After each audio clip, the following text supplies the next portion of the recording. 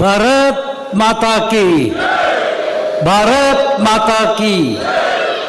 ನೆಚ್ಚಿನ ಪ್ರಧಾನಿ ನರೇಂದ್ರ ಮೋದಿಜಿಯವರಿಗೆ, ಮಾಜಿ ಪ್ರಧಾನಿ ರೈತ ಹೋರಾಟಗಾರರಾದಂಥ ಸನ್ಮಾನ್ಯ ಶ್ರೀ ದೇವೇಗೌಡರವರಿಗೆ, ಯಡಿಯೂರಪ್ಪನವರಿಗೆ, ಕುಮಾರಸ್ವಾಮಿಯವರಿಗೆ ಭಾರತ್ ಮಾತಾ ಕಿ. ದಾವಣಗೆರೆ ಲೋಕಸಭಾ ಕ್ಷೇತ್ರದ NDA ಅಭ್ಯರ್ಥಿ ಶ್ರೀಮತಿ ಗಾಯತ್ರಿ ಸಿದ್ದೇಶ್ವರ್ ಅವರ ಪರವಾಗಿ ಈ ದಿನ ಹರಿಹರ ತಾಲೂಕಿನ JDS, JDU ಹಾಗೂ BJPಯ ಸಮನ್ವಯ ಸಭೆಯ ಅಧ್ಯಕ್ಷತೆಯನ್ನು ವಹಿಸಿರ್ತಕ್ಕಂಥ JDSನ ಜಿಲ್ಲಾಧ್ಯಕ್ಷರಾದಂಥ ಸನ್ಮಾನ್ಯ ಶ್ರೀ ಚಿದಾನಂದಪ್ಪನವರೇ, ಮಾಜಿ ಕೇಂದ್ರ ಸಚಿವರು, ಹಾಲಿ ಲೋಕಸಭಾ ಸದಸ್ಯರು, ಹಿರಿಯರಾದಂಥ ಸನ್ಮಾನ್ಯ ಶ್ರೀ GM ಸಿದ್ದೇಶಣ್ಣವರೇ, ಅಭ್ಯರ್ಥಿಗಳಾದಂಥ ಶ್ರೀಮತಿ ಗಾಯತ್ರಿ ಸಿದ್ದೇಶ್ವರ್ ಅವರೇ, ಹರಿಹರದ ಅನೇಕ ಚುನಾವಣೆಯಲ್ಲಿ ಶಿವಶಂಕರ್ ಅವರು, ಅದಕ್ಕೂ ಮುನ್ನ ಅವರ ತಂದೆಯವರಾದಂಥ ದಿವಂಗತ H. ಶಿವಪ್ಪನವರು, ಭಾರತೀಯ ಜನತಾ ಪಕ್ಷದ ನಾನು ಅನೇಕ ಚುನಾವಣೆಯನ್ನು ವಿರುದ್ಧವಾಗಿ ಎದುರಿಸಿದ್ದೇವೆ. ಆದರೆ ಇವತ್ತು ಸನ್ಮಾನ್ಯ ಶ್ರೀ ದೇವೇಗೌಡರು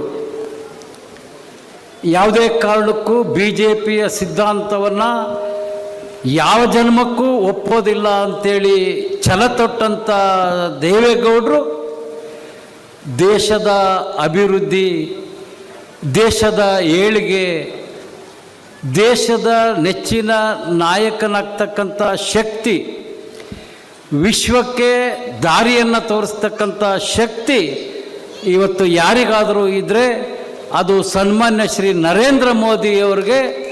ಹಾಗಾಗಿ ನನ್ನ ಎಲ್ಲ ವಿಚಾರಗಳನ್ನು ಬದಿಗೊತ್ತಿ ದೇಶದ ದೃಷ್ಟಿಯಿಂದ, ಭಾರತೀಯರ ದೃಷ್ಟಿಯಿಂದ ನಾನು ದೇವೇಗೌಡರ ವಿರೋಧ ಇದ್ದರೂ ಕೂಡ ನಾನು ಇವತ್ತು ನರೇಂದ್ರ ಮೋದಿಜಿಯವ್ರ ಕೈ ಬಲಪಡಿಸ್ತೇನೆ ಅಂಥೇಳಿ ಏನು ಅವರು ಇವತ್ತು ದೇಶದಲ್ಲಿ NDA ಸೇರಿದ ಕಾರಣ, ಅದೇ ರೀತಿ ಇಲ್ಲೂ ಕೂಡ ಅನೇಕ ವರ್ಷಗಳಿಂದ ವಿರೋಧದಲ್ಲಿ ರಾಜಕೀಯ ಮಾಡಿದಂಥ ಶಿವಶಂಕರ್ ಅವರು ಕೂಡ ಮನಸ್ಪೂರ್ವಕವಾಗಿ, ಹೃದಯಪೂರ್ವಕವಾಗಿ ನಾನು ಕೂಡ ದಾವಣಗೆರೆ ಲೋಕಸಭಾ ಕ್ಷೇತ್ರದ NDA ಅಭ್ಯರ್ಥಿ ಶ್ರೀಮತಿ ಗಾಯತ್ರಿ ಸಿದ್ದೇಶ್ವರ್ ಅವರನ್ನು ಅಧಿಕ ಮತದಿಂದ ಗೆಲ್ಲಿಸಿ ಲೋಕಸಭೆಗೆ ಕಳಿಸ್ತೀನಿ ಅಂತೇಳಿ ಪಣ ತೊಟ್ಟಂಥ ಆತ್ಮೀಯರಾದಂಥ HS. ಶಿವಶಂಕರ್ ಅವರೇ, ಭಾರತೀಯ ಜನತಾ ಪಕ್ಷದ ಗ್ರಾಮಾಂತರ ಅಧ್ಯಕ್ಷರಾದಂಥ ಲಿಂಗರಾಜ್ ಅವರೇ, ನಗರ ಅಧ್ಯಕ್ಷರಾದಂಥ ಅಜಿತ್ ಸಾವಂತ್ ಅವರೇ, ಜಾತ್ಯತೀತ ಜನತಾದಳದ ತಾಲೂಕು ಅಧ್ಯಕ್ಷರಾದಂಥ ಪರಮೇಶ್ವರಪ್ಪನವರೇ, ಈ ಒಂದು ಕಾರ್ಯಕ್ರಮದಲ್ಲಿ ಹನಗವಾಡಿ ವೀರೇಶ್ ಅವರಿದ್ದಾರೆ. ಎಲ್ಲದಕ್ಕಿಂತ ಮುಖ್ಯವಾಗಿ JDU ನೇತಾರರಾದಂಥ JH ಪಟೇಲ್ ಅವರ ತಮ್ಮನ ಪುತ್ರರಾದಂಥ ತೇಜಸ್ವಿ ಪಟೇಲ್ರವರು, ಅವರು ಕೂಡ ಮಾತನಾಡೋ ಸಂದರ್ಭದಲ್ಲಿ ಒಂದು ಮಾತು ಹೇಳಿದರು. ಇವತ್ತು ಬೇರೆ ಬೇರೆ ಕಾರಣಕ್ಕೆ NDA ಅಭ್ಯರ್ಥಿಯನ್ನು ಬೆಂಬಲಿಸ್ತಕ್ಕಂಥ ತೀರ್ಮಾನ ತೆಗೆದುಕೊಂಡಿದ್ದೀನಿ. ಅನೇಕ ಅಡೆತಡೆಗಳು, ವಿರೋಧ ಬಂದರೂ ಕೂಡ ಇವತ್ತು ನಾನು ಇಲ್ಲಿ ಬಂದಿದ್ದೇನೆ. ಆದರೂ ಕೂಡ ನನ್ನ ಸಿದ್ಧಾಂತದಲ್ಲಿ ಬದಲು ಇಲ್ಲ. ಅನ್ಯಾಯ ನಡೆದಂಥ ಸಂದರ್ಭದಲ್ಲಿ, ನಮ್ಮ ರೈತರಿಗೆ ತೊಂದರೆ ಆದಂಥ ಸಂದರ್ಭದಲ್ಲಿ ನನ್ನ ಸಿದ್ಧಾಂತದ ವಿರುದ್ಧವಾಗಿ ನಿಮಗೆ ಬರೀ ಬೆಂಬಲ ಕೊಡಲ್ಲ, ಸಮಯ ಬಂದಾಗ ನಿಮ್ಮ ವಿರುದ್ಧ ಧಿಕ್ಕಾರವನ್ನು ಕೂಗ್ತೀನಿ ಅಂತ ಹೇಳ್ದಂಥ ರೈತ ಹೋರಾಟಗಾರರಾದಂಥ ತೇಜಸ್ವಿ ಪಟೇಲ್ ಅವರೇ, ವೇದಿಕೆ ಮೇಲಿರ್ತಕ್ಕಂಥ ಎಲ್ಲ JDS ಭಾರತೀಯ ಜನತಾ ಪಕ್ಷದ ಪ್ರಮುಖ ನಾಯಕರುಗಳೇ, ಈ ಒಂದು ಕಾರ್ಯಕ್ರಮದಲ್ಲಿ ಭಾಗವಹಿಸಿರ್ತಕ್ಕಂಥ ನನ್ನ ನೆಚ್ಚಿನ ಕಾರ್ಯಕರ್ತ ಬಂಧುಗಳೇ, ಅಕ್ಕ ತಂಗಿಯರೇ, ಅಣ್ಣ ತಮ್ಮಂದಿರೇ, ಮಾಧ್ಯಮ ಮಿತ್ರರೇ, ಇದು ಅನೇಕ ಸಂದರ್ಭದಲ್ಲಿ ಹರಿಹರದ ತ್ರಿಕೋಣ ಸ್ಪರ್ಧೆ ಇರ್ತಕ್ಕಂಥದ್ದು ಕೆಲವೊಮ್ಮೆ ನೇರ ಸ್ಪರ್ಧೆ ಕೂಡ ಆಗಿರ್ತಕ್ಕಂಥದ್ದು ನಿಮಗೆಲ್ಲ ಗೊತ್ತಿದೆ. ನಾವೆಲ್ಲ JDS, JDU, BJP ಒಂದಾಗಿದ್ದೇವೆ. ನಾವು ಲಕ್ಷಕ್ಕೂ ಹೆಚ್ಚು ಮತವನ್ನು ಅಭ್ಯರ್ಥಿ ಕೊಡಿಸ್ತೇವೆ ಅಂಥೇಳಿ ಇವತ್ತು ನಾವೆಲ್ಲ ಭಾಳ ಹುರುಪಿನಿಂದ ಮಾತನಾಡಿದ್ದೀವಿ. ಆದರೆ ಒಂದು ವಿಷಯ ನಿಮಗೆ ಗಮನದಲ್ಲಿರಲಿ, ನೇರ ಸ್ಪರ್ಧೆ ಆದಂಥ ಬಹಳಷ್ಟು ಚುನಾವಣೆಗಳಲ್ಲಿ ಹರಿಹರದಲ್ಲಿ ಸಮಬಲವಾದಂಥ ಹೋರಾಟ ನಡೆದಿರ್ತಕ್ಕಂಥದ್ದು ನಿದರ್ಶನಗಳು ಭಾಳ ಇದೆ. ತಾವೆಲ್ಲ ಹಳೆಯದನ್ನು ಯೋಚನೆ ಮಾಡಿ ವಿಚಾರ ಮಾಡಿ, ಈ ಚುನಾವಣೆ ಇನ್ನೂ ಒಂದು ತಿಂಗಳಿದೆ. ಇವತ್ತಿಗೆ ಒಂದು ತಿಂಗಳು ಕಳೆದ ನಂತರ ನಾವು ಮತದಾನಕ್ಕೆ ಹೋಗ್ತಾ ಇದ್ದೇವೆ. ಇವತ್ತು 6ನೇ ತಾರೀಕು, ಮತದಾನ ಮೇ 7. ಬಂಧುಗಳೇ, ನಾವಿಬ್ಬರು ಒಂದಾಗ್ಬಿಟ್ಟಿದ್ದೀವಿ, ನಮಗೆ ಯಾರೂ ಬಗ್ಸೋರಿಲ್ಲ ಅಂತಕ್ಕಂಥ ವಿಚಾರ ನಮ್ಮ ಯಾವೊಬ್ಬ ಕಾರ್ಯಕರ್ತರ ತಲೆಗೂ ದಯವಿಟ್ಟು ಬರೋದು ಬೇಡ. ನಾವು ಇಬ್ಬರು ಒಂದಾಗಿದ್ದೇವೆ. ನಮ್ಮಿಬ್ಬರ ಸೊಕ್ಕನ್ನು ಮುರಿಬೇಕು ಅಂತ ಮತದಾರರ ತೀರ್ಮಾನ ಮಾಡಿದರೆ ನಾವಿಬ್ಬರು ಏನೂ ಮಾಡೋಕ್ಕಾಗಲ್ಲ. ಇವತ್ತು ನಾವಿಬ್ಬರು ಕೂಡ ವಿನಯದಿಂದ ತಗ್ಗಿ ಬಗ್ಗಿ ಅವರಲ್ಲಿ ಪ್ರಾರ್ಥನೆ ಮಾಡಿ ನಾವು ಮತವನ್ನು ಪಡಿಬೇಕಾದಂಥ ಪರಿಸ್ಥಿತಿ ಹರಿಹರ ತಾಲೂಕಲ್ಲಿದೆ. ಇವತ್ತು ಶಿವಶಂಕರ್ ಅವ್ರಿಗೂ ಛೇಡಿಸ್ತಾರೆ, ನಮಗೂ ಛೇಡಿಸ್ತಾರೆ. ನೀವಿಬ್ಬರು ಸೇರಿದಿರಿ, ಎಷ್ಟು ಲೀಡ್ ಕೊಡ್ತೀರಿ ಅಂತಾರೆ.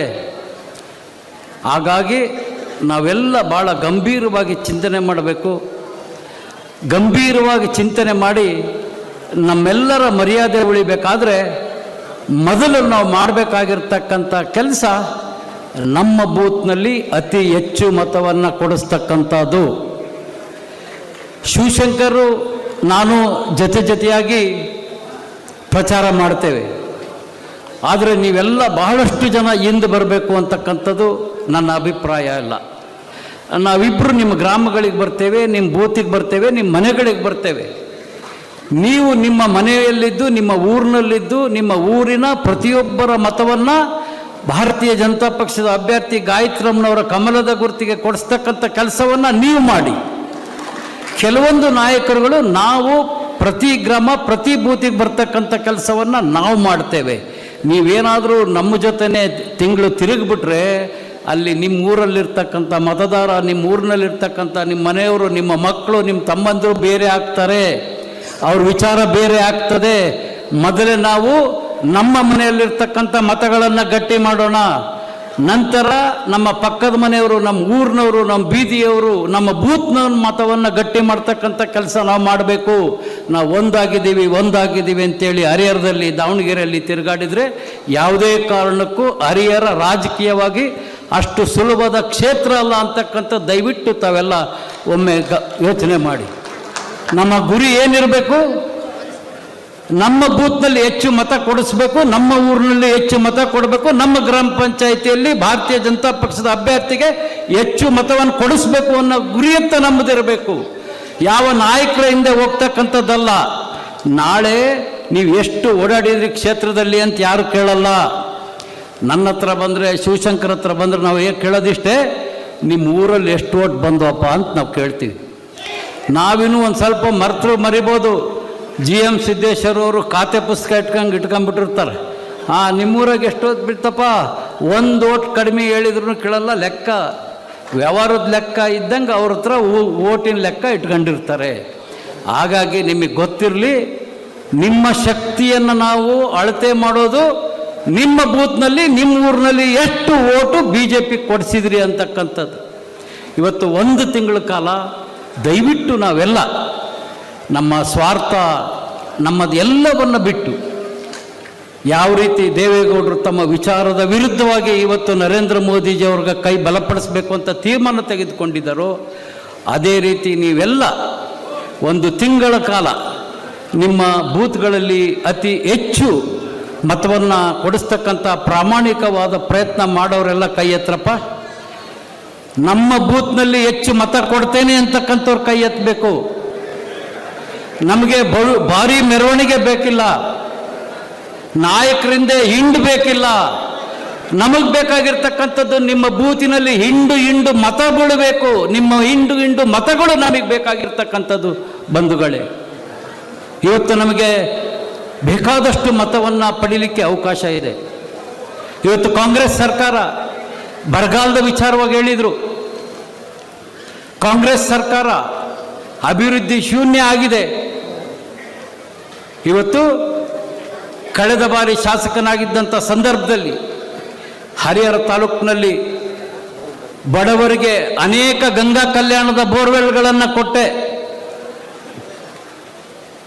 ಅನೇಕ ಸರ್ಕಾರದ ಸಾಲದ ಸೌಲಭ್ಯಗಳನ್ನು ಕೊಟ್ಟೆ. ಆದರೆ ಈ ಕಾಂಗ್ರೆಸ್ ಸರ್ಕಾರದಲ್ಲಿ ನನಗೊಂದು ತುಂಬ ನೋವಾಗ್ತದೆ.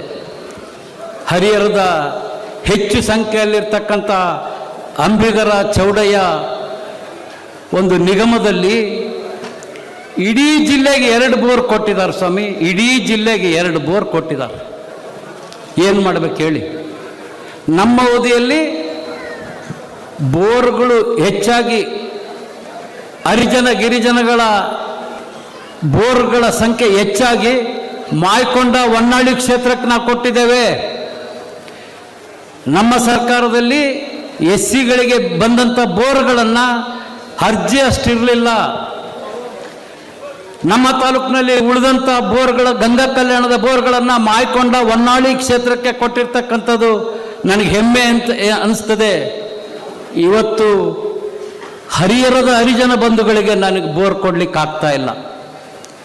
1, 2, 3 ಇವತ್ತು ಕಾಂಗ್ರೆಸ್ ದಲಿತರ ಹಿಂದುಳಿದವರ ಪರ ಅಂತ ಹೇಳ್ತಾರೆ.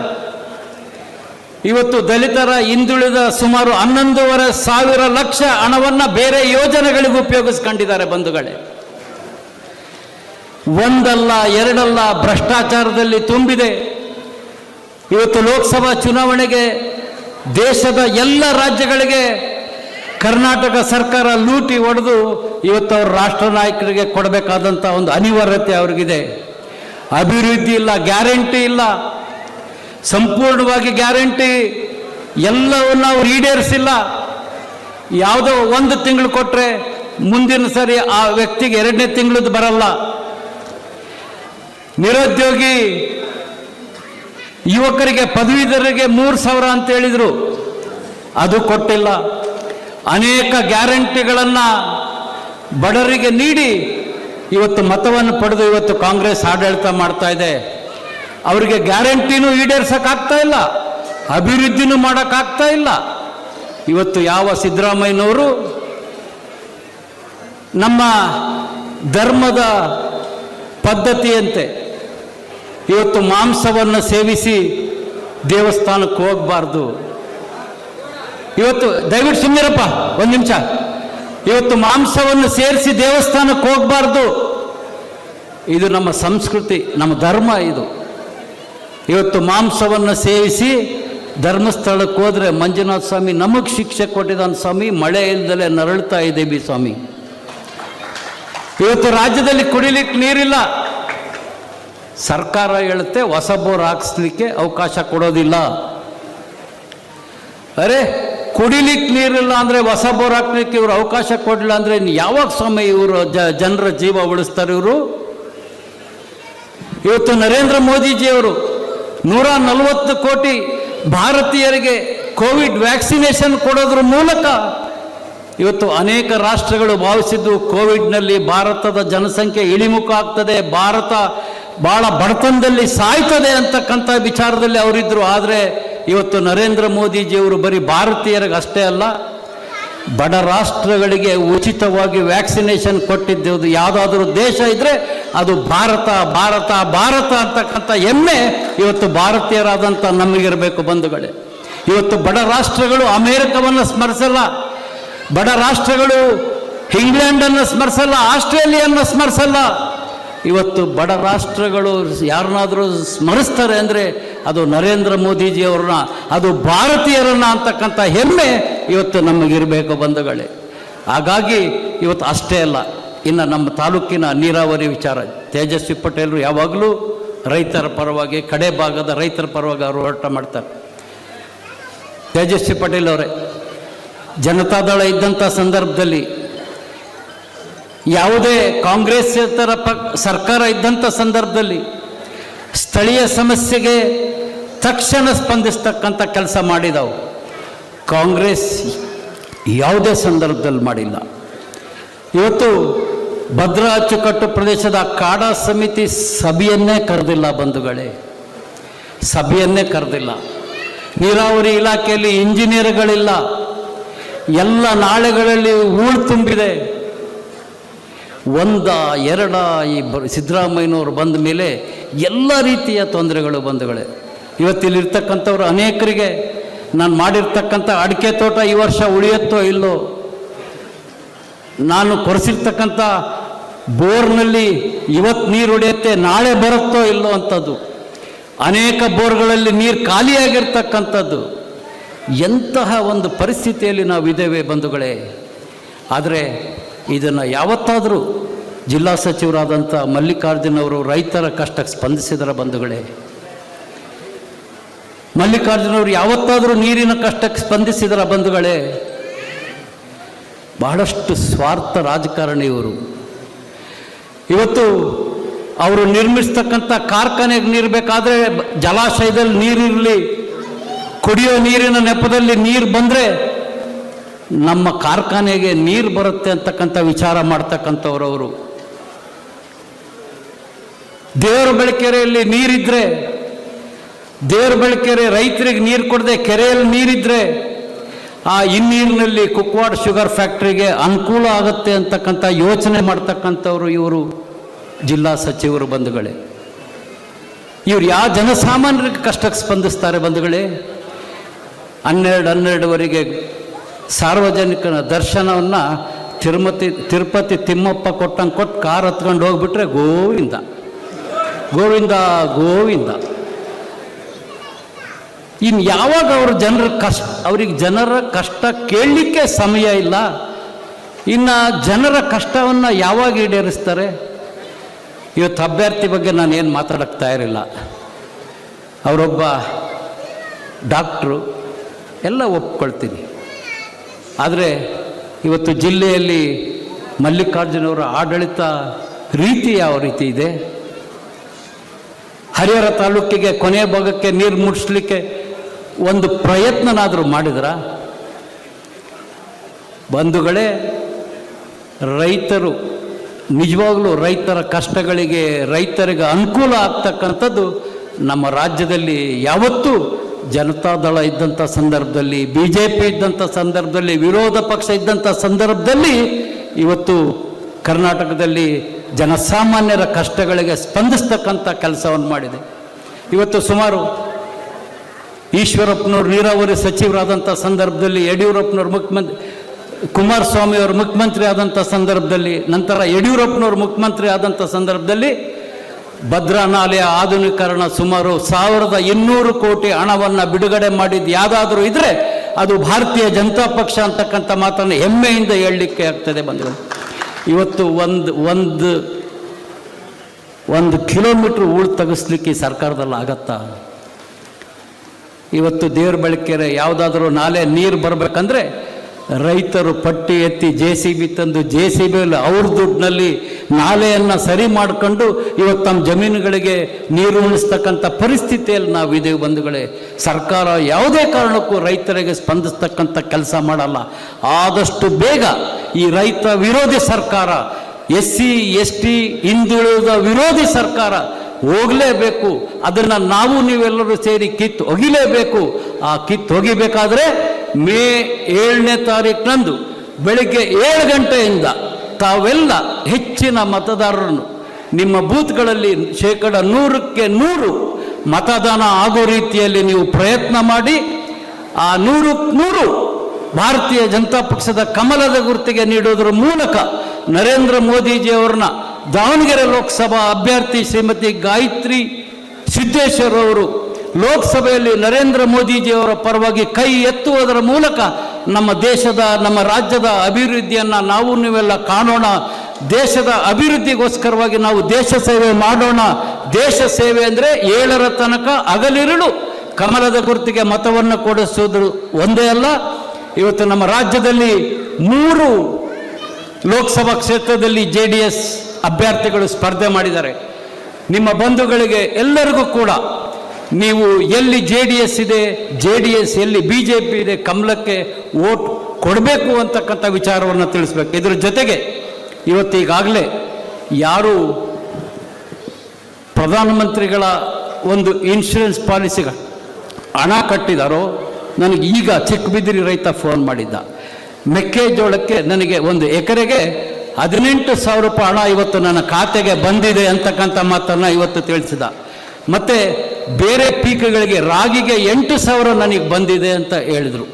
ಇವತ್ತು ರೈತರ ಬಾಯಿಂದ ಕೇಳಿದ್ದು ಇವತ್ತು 18,000 ಮೆಕ್ಕೆಜೋಳದ ನಷ್ಟ ಹೊಂದಂಥವನಿಗೆ ಬೇರೆ ಪೀಕ್ಗಳಿಗೆ 8,000 ಬಂದಿದೆ ಅಂದರೆ ಇವತ್ತು ನರೇಂದ್ರ ಮೋದಿಜಿಯವರು ಕೇಂದ್ರ ಕೂಡ ರೈತರ ಪರವಾದಂಥ ಕೆಲಸವನ್ನು ಮಾಡ್ತದೆ. ಇನ್ನು ಅತಿ ಮುಖ್ಯವಾಗಿ ಇತ್ತೀಚೆಗೆ ನಡೀತಾ ಇರ್ತಕ್ಕಂಥ ಒಂದು ಘಟನೆ, ಇವತ್ತು ಒಬ್ಬ ಕಾಂಗ್ರೆಸ್ ಶಾಸಕ JDS ಶಾಸಕನಿಗೆ ಮಂಡ್ಯದಲ್ಲಿ ಗಂಡಸ್ತನ ಇಲ್ವಾ ಅಂತ ಕೇಳಿದ್ದಾನೆ. ಸ್ವಾಭಾವಿಕವಾಗಿ JDSನ ನಾಯಕರೊಬ್ಬರು